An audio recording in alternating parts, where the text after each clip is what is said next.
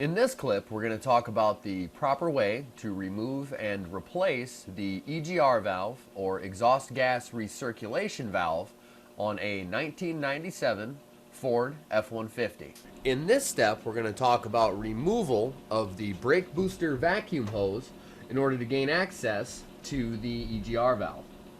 As you can see, the brake booster hose plugs into the booster here and runs down this way and right up to a bracket.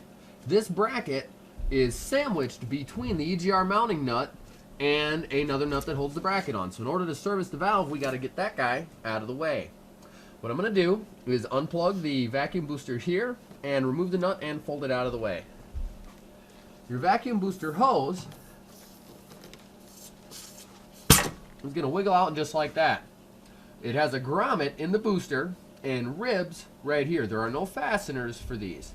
You just grab a hold of it and be gentle, but you have to be firm and work it out of the hole. As you can see, it's ribbed there. That's what generates your seal. And you heard a small psst when I unplugged it. That is vacuum from the engine. I have a 10mm deep well socket, a swivel socket, an extension, and my 3/8 socket wrench here. I'm going to put it on the mounting nut and get the bracket out of the way.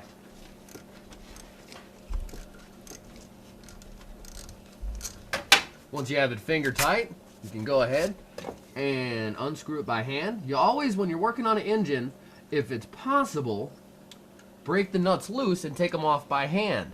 That way you'll avoid the nut falling out of the socket and hiding in your engine, as you can see like that. Once you have the mounting nut off, you slide the bracket off the stud and fold it out of the way in order to gain access to the mounting bolts on your EGR valve. That is the proper method for removing the brake booster hose from the booster and the mounting bracket from the EGR valve.